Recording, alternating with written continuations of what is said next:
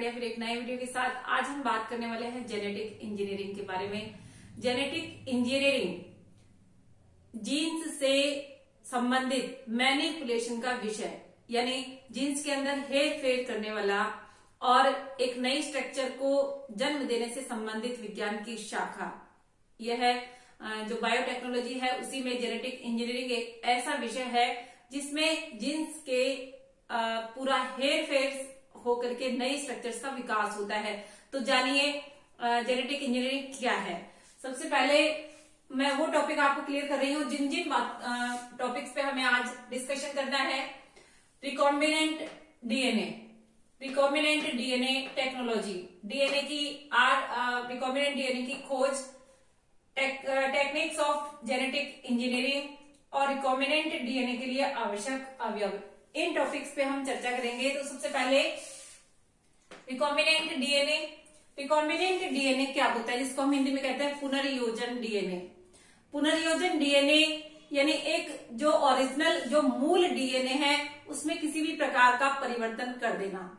और वो परिवर्तन कैसे होगा कि जीव के मूल डीएनए में कोई बाहरी डीएनए का पार्ट जोड़ दिया जाए। इससे जो डीएनए प्राप्त होगा उसको हम कहेंगे परिवर्तित डीएनए। एक मूल डीएनए के अंदर कोई दूसरा डीएनए का भाग जोड़ दिया जाए तो उससे निर्मित हो गया परिवर्तित डीएनए, और इसी को हम कहते हैं रिकॉम्बिनेंट डीएनए। वांछित डीएनए का भाग जोड़ करके हम रिकॉम्बिनेंट डीएनए प्राप्त कर सकते हैं। Recombinant DNA technology. देखिए गाइस, टेक्नोलॉजी शब्द आते ही हमारे जहन में बिल्कुल उसी तरह का जो है शब्द टेक्नोलॉजी है, जैसे कि एक प्रोसेस, एक ऐसी कार्यविधि, एक ऐसा तरीका जिससे कि इस प्रोसेस को अंजाम दिया जाए कि नया जीन डाल करके मूल जीन के अंदर मूल जो डीएनए है उसमें परिवर्तन किया जाए। वो परिवर्तन कैसे कर रहे हैं हम? रिकॉम्बिनेंट डीएनए टेक्नोलॉजी के द्वारा। यदि हम इसको डिफाइन करें तो डिफाइन कैसे करेंगे? जीव के डीएनए में हेरफेर करने के लिए आवश्यक प्रोसेस।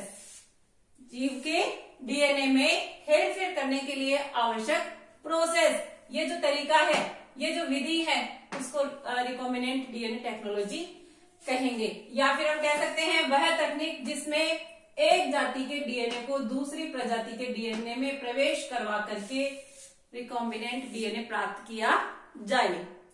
ऐसा तरीका, ऐसी तकनीक जिससे कि एक जाति के डीएनए में दूसरी जाति के डीएनए को प्रवेश करवाकर रिकॉम्बिनेंट डीएनए या पुनर्योजन डीएनए प्राप्त किया जाए। तो वो होता है रिकॉम्बिनेंट डीएनए टेक्नोलॉजी के अंतर्गत 1972 में एक ऐसा संचरण सामने आया कि कोशिका की बाहर भी जीन्स के अंदर हेरफेर किया जा सकता है या दो डीएनए में हाइब्रिडाइजेशन किया जा सकता है। संकरण का जो है पॉसिबिलिटी सामने कि डीएनए का संकरण संभव है, वो भी कहां? परक नली में, कोशिका के बाहर। 1972 में ये बात क्लियर हुई। नोबेल प्राइज विजेता पॉल बर्ग जो वैज्ञानिक थे, इन्होंने SV40 विषाणु के डीएनए को ई कोलाई बैक्टीरिया में प्रतिस्थापित करके रिकॉम्बिनेंट डीएनए टेक्नोलॉजी को और क्लियर कर दिया। पॉल बर्ग वैज्ञानिक थे, ये नोबेल प्राइज विजेता है वैज्ञानिक। SV40 विषाणु के डीएनए को ई कोलाई बैक्टीरिया में इंजेक्ट किया, प्रतिस्थापित किया, और इससे ये रिकॉम्बिनेंट डीएनए टेक्नोलॉजी और क्लियर हुई। अब बात आती है कि रिकॉम्बिनेंट डीएनए टेक्नोलॉजी की खोज किसने की। देखिए ये नाम आपके पहले भी आ चुका है, स्टैनली कोहन, हर्बर्ट बॉयर और इनके साथी। स्टैनली कोहन, हर्बर्ट बॉयर और इनके साथी, इन्होंने रिकॉम्बिनेंट डीएनए टेक्नोलॉजी की खोज की। साल्मोनेला और ई कोलाई जो थे बैक्टीरिया, इनमें इन्होंने रिकॉम्बिनेशन को क्लियर किया। साल्मोनेला व ई कोलाई बैक्टीरिया में इन्होंने पुनर्योजन के बारे में प्रोसेस को क्लियर किया कि ऐसे इनके अंदर जीन्स का हेरफेर संभव है, डीएनए के अंदर जो है हेरफेर संभव है। नेक्स्ट है टेक्निक्स ऑफ जेनेटिक इंजीनियरिंग। कौन सी टेक्निक्स है, कौन से तरीके हैं कौन से स्टेप्स हैं, मेन स्टेप्स जिससे कि जेनेटिक इंजीनियरिंग की जाए। इसके मुख्य स्टेप्स को मैं क्लियर कर रही हूं। सबसे पहले वांछित जीन की पहचान व पृथक्करण। सबसे पहला प्रोसेस क्या होगा कि हम जो डीएनए खंड, जो जीन चाहते हैं, जो जीन हमारे लिए किसी न किसी कार्य के लिए विशेष जीन है, उस जीन को हम क्या करेंगे, आइसोलेट करेंगे, पृथक करेंगे, उस जीन का, वांछित जीन का पृथक्करण करेंगे। नेक्स्ट, क्लोनिंग वाहक का चयन। अब जीन तो पृथक कर लिया, लेकिन उसको एक ऐसे कैरियर में, ऐसे वाहक के अंदर, क्लोनिंग वाहक में, कि उसका क्लोन बन सके। जैसे कि क्लोनिंग वाहक हो सकते हैं आपके प्लाज्मिड, कॉस्मिड, और भी कई वेक्टर्स हो सकते हैं, जैसे कि जीवाणु भोजी, जिसको कहते हैं बैक्टीरियोफेज, जीवाणु भोजी, ये जो है क्लोनिंग वेक्टर हो सकते हैं। नेक्स्ट है वांछित जीन का क्लोनिंग वाहक में निवेशन।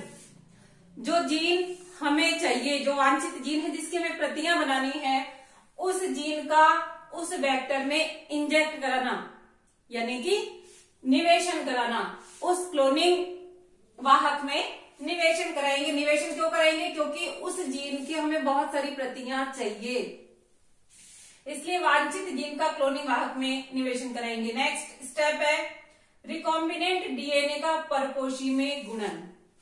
जो रिकॉम्बिनेंट डीएनए, जो आपने डीएनए, रिकॉम्बिनेंट डीएनए तैयार किया है, उसकी बहुत सारी कॉपियां हमें चाहिए, बहुत सारे जो प्रतियां हमें चाहिए, तो हम उसका मल्टीप्लीकेशन करने के लिए क्या करेंगे, परपोषी में उसका गुणन करेंगे। उनकी बहुत सारी कॉपीज बनाएंगे और उस जीन की पहचान, अन्य जीवों में स्थानांतरण, उस जीन को पहचानेंगे, उस जीन की आइडेंटिफिकेशन करेंगे, पहचान करेंगे, और उसको जो दूसरे जीव है जो जिनके अंदर हमें ये जीन डालना है, उसमें इसका स्थानांतरण करेंगे। स्थानांतरण करने के बाद वांछित जीन को यदि आपने किसी जीव के शरीर में डाला है, तो निश्चित रूप से उसकी अभिव्यक्ति हमें देखने को मिलेगी। तो उस जीन की अभिव्यक्ति हम देखेंगे। तो ये टेक्निक्स ऑफ जेनेटिक इंजीनियरिंग के मुख्य स्टेप्स हैं गाइस। जेनेटिक इंजीनियरिंग के मुख्य स्टेप्स में यही है: वांछित जीन की पहचान, पृथक्करण, क्लोनिंग वाहक का चयन, वांछित जीन की क्लोनिंग वाहक में निवेशन, रिकॉम्बिनेंट डीएनए का परपोषी में गुणन, और जीन की पहचान व दूसरे जीवों में स्थानांतरण, और उस जीन की अभिव्यक्ति। नेक्स्ट है रिकॉम्बिनेंट डीएनए के लिए आवश्यक अवयव।